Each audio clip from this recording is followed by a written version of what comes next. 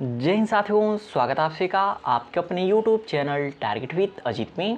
तो साथियों, कल हम जो कि यूपी टीपीएससी आयोग लखनऊ गए हुए थे, जूनियर असिस्टेंट 5512 वैकेंसी के ऑनलाइन डॉक्यूमेंट वेरिफिकेशन में लगने वाले डॉक्यूमेंट के इशू डेट को लेकर के कुछ कंफ्यूजन के बारे में। क्योंकि जूनियर असिस्टेंट 5512 वाले अभ्यर्थियों का जो कि 7 तारीख से ऑनलाइन डॉक्यूमेंट वेरिफिकेशन स्टार्ट होने वाला है, जिसकी वजह से बहुत सारे अभ्यर्थी लगातार कॉल और मैसेज करके पूछ रहे थे कि सर हमारा जो उसमें ट्रिपल सी है वो कब का होना चाहिए, और जो ईडब्ल्यूएस वाले अभ्यर्थी थे ईडब्ल्यूएस, जाति प्रमाण पत्र और जो निवास प्रमाण पत्र है ये कब के होने चाहिए। तो उसी के साथ में साथियों, हमने कल जो कि एएनएम 5272 वैकेंसी के डॉक्यूमेंट वेरिफिकेशन के रिजल्ट को लेकर के हमने जानकारी प्राप्त किया है, जिसके बारे में एक बहुत बड़ी अपडेट सामने निकल के आई है।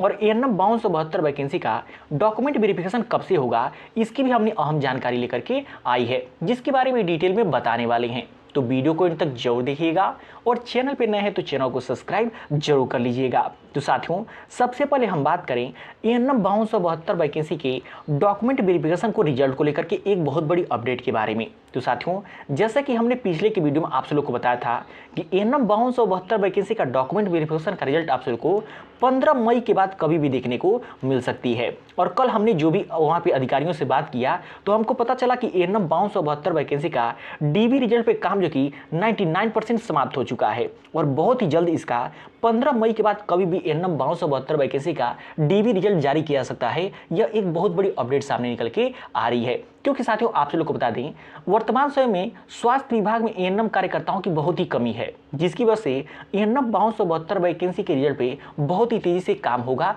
और इसकी भर्ती प्रक्रिया बहुत ही जल्द संपन्न की जाएगी। उसके बाद में साथियों, हमने पूछा कि एएनएम 5272 वैकेंसी का डॉक्यूमेंट वेरिफिकेशन कब से स्टार्ट होगा। तो देखिए, उन्होंने बताया जूनियर असिस्टेंट 5512 वैकेंसी के जूनियर असिस्टेंट 5512 वैकेंसी के ऑनलाइन डॉक्यूमेंट वेरिफिकेशन जो कि 6 जून को समाप्त हो रहा है।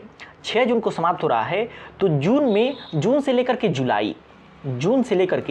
जुलाई महीने तक जो कि एएनएम 5272 वैकेंसी का ऑनलाइन डॉक्यूमेंट वेरिफिकेशन करा लिया जाएगा। ये भी एक बहुत बड़ी अपडेट सामने निकल के आ रही है। तो जो भी अभ्यर्थी एएनएम 5272 वैकेंसी के डीबी रिजल्ट का इंतजार कर रहे हैं, उनका इंतजार बहुत ही जल्द समाप्त होने वाला। अगर बात करें जिनके भी एएनएम 5272 वैकेंसी में 45 प्लस नंबर हैं, वो सभी अभ्यर्थी अपने अपने सभी डॉक्यूमेंट तैयार कर लें। उन सभी अभ्यर्थियों को एएनएम 5272 वैकेंसी में ऑनलाइन डॉक्यूमेंट वेरिफिकेशन का मौका मिलने वाला है। उसके बाद साथियों हम बात करें, उसमें सबसे बड़ा जो कन्फ्यूजन था जो कि ईडब्ल्यूएस, जाति प्रमाण पत्र और निवास प्रमाण पत्र, ये तीनों कब के होने चाहिए। क्योंकि देखिए, एजीटी 3446 वाले अभ्यर्थी भी इसको लेकर के परेशान थे, वर्तमान में भीपी वाले अभ्यर्थी भी इसको लेकर के परेशान हैं, और जूनियर असिस्टेंट 5512 वाले अभ्यर्थी भी लेकर के परेशान हैं। लेकिन देखिए, हमने जो भी जानकारी अभी तक दिया है वो ऑथेंटिक जानकारी दिया है। तो बात करें, अगर आप एएनएम 5272 अभ्यर्थी हैं और आपने ईडब्ल्यूएस कैटेगरी से फॉर्म भरा हुआ है, तो आपका जो ईडब्ल्यूएस प्रमाण पत्र है,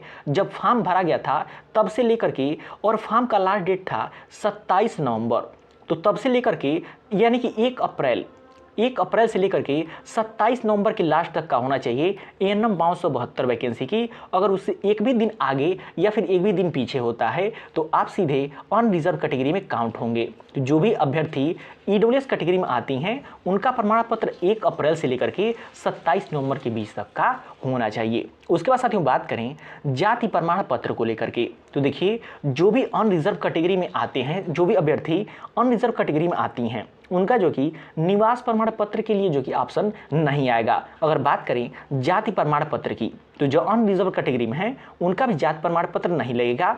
बाकी जो ईडब्ल्यूएस कैटेगरी में आते हैं उनका जो कि जाति प्रमाण पत्र नहीं लगेगा, वहाँ पे ईडब्ल्यूएस का प्रमाण पत्र लगेगा। बात करें उसके बाद से ओबीसी, एससी और एसटी कैटेगरी वाली अभ्यर्थियों के लिए, तो साथियों आप सब लोग को बता दें, बहुत सारे अभ्यर्थी ऐसे हैं जो फॉर्म भरने के समय से लेकर के उससे पहले तक का उनका 2017, 2018, 2019, 2020 तक के उनके पास जाति प्रमाण पत्र हैं, और उन्होंने फॉर्म भरते समय नया जाति प्रमाण पत्र नहीं बनवाया था। तो देखिए, जब ऑफलाइन डॉक्यूमेंट वेरिफिकेशन होता था तो उस समय जो कि नया जाति प्रमाण पत्र लिया जाता था और पुराना भी लिया जाता था। तो देखिए, एजीटी में जितने अभ्यर्थियों ने जो कि ऑनलाइन डॉक्यूमेंट वेरिफिकेशन कराया है और भीपीओ में, उन दोनों अभ्यर्थियों को हमने बताया था कि आप जो कि एक नया वाला और पुराना वाला दोनों जाति प्रमाण पत्र एक साथ लगा दीजिएगा, आपका वो मान्य हो जाएगा। चाहे आपका जाति प्रमाण पत्र कितना भी पुराना है और आपके पास 2026 का है तो आप 2026 का भी लगा सकते हैं और 2025 का भी लगा सकते हैं। बाकी निवास प्रमाण पत्र की बात करें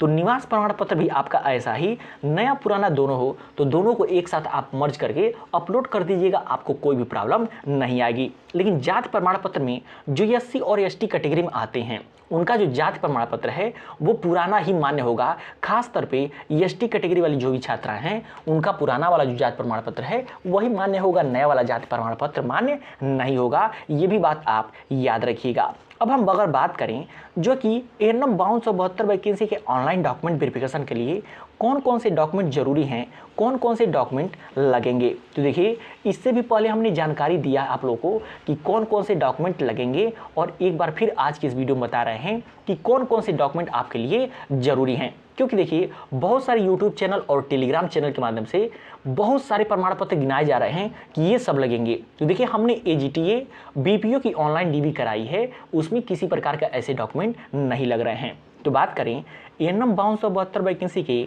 ऑनलाइन डॉक्यूमेंट वेरिफिकेशन में लगने वाले जरूरी डॉक्यूमेंट्स की, तो सबसे पहले नंबर पे आपका हाई स्कूल का मार्कशीट प्लस सर्टिफिकेट, यदि सर्टिफिकेट है तो।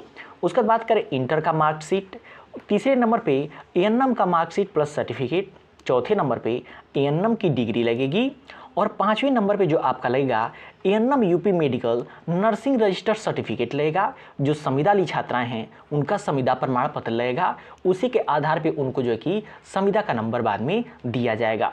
सातवें नंबर पे निवास प्रमाण पत्र, आठवें नंबर पे ईडब्ल्यूएस ओबीसी एससी एसटी जाति प्रमाण पत्र और नौवें नंबर बात करें एफिडेविट की, तो देखिए बहुत सारी ऐसी छात्राएं हैं जिनके डॉक्यूमेंट में किसी न किसी तरह का त्रुटि है। जैसे बहुत सारी ऐसी छात्राएं हैं वो गलती से स्किल्ड प्लेयर का ऑप्शन क्लिक कर दी होंगी या फिर फ्रीडम फाइटर का डीएफएफ का जो कि फॉर्म पर क्लिक कर दी होंगी। तो इसके लिए आपको एक एफिडेविट बनवाना पड़ेगा और जो कि जहाँ पे फ्रीडम फाइटर या फिर स्किल्ड प्लेयर का वहाँ पे सर्टिफिकेट मांगेगा वहाँ पे आप एक एफिडेविट लगा दीजिएगा या फिर अदर रिलेवेंट डॉक्यूमेंट में भी आपको लगाना है। तो आपको दोनों जगह पे एक एक जो कि एफिडेविट लगा देना है, यानी एफिडेविट एक ही होगा, उनका दोनों का फोटो लगा करके आप दोनों जगह लगा देंगी, वही तरीका सही है। और बात करें सिर्फ एक आपका फोटो इसमें लगने वाला है। तो आपके किसी भी डॉक्यूमेंट में किसी प्रकार की त्रुटि है तो आप एफिडेविट जरूर लगाइएगा, नहीं तो आपको भर्ती प्रक्रिया से बाहर कर दिया जाएगा। आई होप आप सभी को सारी जानकारी अच्छे से समझ आई होगी।